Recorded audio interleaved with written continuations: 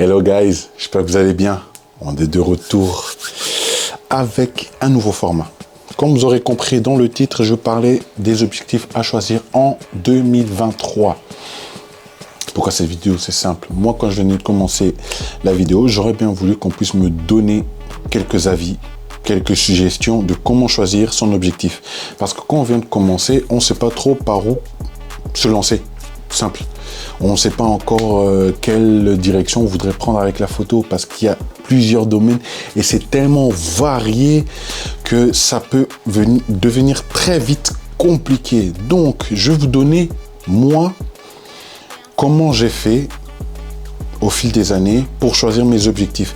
Et dans ces catégories, j'espère que certaines choses pourront vous aider ou vous aiguiller par rapport à un choix futur. J'ai dit bien, on a vraiment une grande variété au niveau de la photo.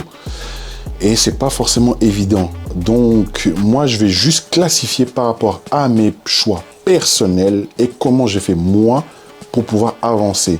Et dans ces choix, peut-être certaines choses pourra tilter. Donc, la première catégorie, c'est les photos portraits. Et dans les photos portraits, il y a ces types d'objectifs que j'ai toujours utilisés et que j'en utilise encore, qui sont excellents. Vous avez par exemple le 50 mm, vous avez le 85 ou le 100 type macro qui est excellent. Le 100, par exemple, le 100 type macro qui est excellent pour, par exemple, vous avez des exemples tels prendre l'œil. Vous allez pouvoir approcher les sujets et avoir un joli détail dans la photo. Ou par exemple pour les photos type make-up artist, vous allez prendre vos photos de maquillage, avoir des détails au niveau de la couleur. C'est excellent comme objectif. Ensuite, vous avez paysage. Et dans les paysages, je les catégorise en deux. Donc vous avez astro et paysage. Et dans cela, vous avez deux types d'objectifs que vous pouvez utiliser, les focales fixes et les zooms. Dans les focales fixes, vous avez par exemple le 14, vous avez le 35 ou même le 50 où vous avez la possibilité d'avoir énormément d'informations dans votre objectif. Le 50 moins par rapport au 35 ou le 14, mais qui reste quand même excellent pour des photos paysages. Ensuite, pour le zoom, vous avez type le 18-35 ou le 28-75 que je viens d'acquérir, qui est vraiment excellent. Je ne l'ai pas vraiment utilisé énormément, mais j'ai hâte de pouvoir le pousser un peu plus loin pour voir ce qu'il en a dans la gueule. Ensuite, vous avez la possibilité aussi d'utiliser certains téléobjectifs qui restent excellents, comme le type 70-200 qui est magnifique pour le paysage. Moins pour l'astro, mais pour le paysage, il est magnifique. Mais, par exemple, si vous voulez prendre des photos lunaires, vous avez la possibilité d'utiliser ça, mais vous êtes quand même assez loin de votre sujet. À ce moment-là, il faudra utiliser, par exemple, le 150-600. Vous avez la possibilité d'utiliser. Vous en avez d'autres avec des plus gros chiffres qui sont magnifiques pour, par exemple, le 70-350. Ensuite, vous avez sport animalier. Pour le moment, je suis en train de me spécialiser dans le sport. Et à ce moment-là, ces types d'objectifs sont vraiment excellents pour pouvoir prendre, par exemple, un match de foot ou de la boxe. Ces domaines de sport qui sont vraiment magnifiques à voir. Et à ce moment-là, pour prendre un sujet d'assez loin, ces types d'objectifs sont excellents. Et même pour les animaux, c'est là où ça pourra énormément vous aider. Vous avez aussi la possibilité d'utiliser, tel que je venais de citer, le 150-600. Vous avez le 70-350 qui est vraiment magnifique pour le sport animalier.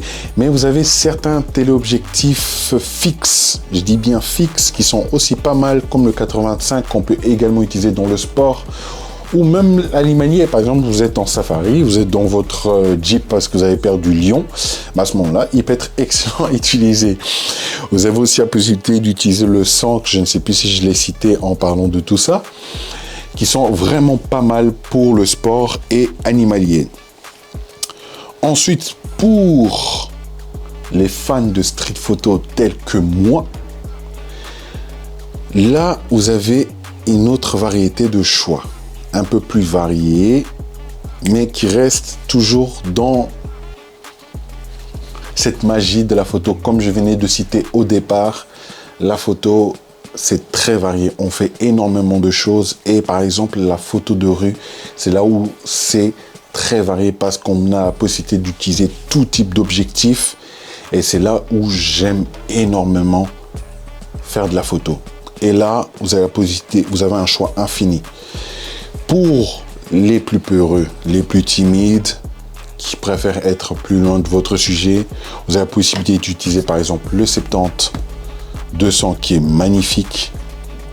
Vous avez le 85, vous avez le 100. Et pour les plus audacieux, vous avez la possibilité d'utiliser par exemple le 35 mm. Donc vous allez forcément vous rapprocher de votre sujet. Vous avez le 24 mm aussi, que vous pouvez utiliser dans la photo de rue, qui est excellent. À ce moment-là, il faut juste se rapprocher.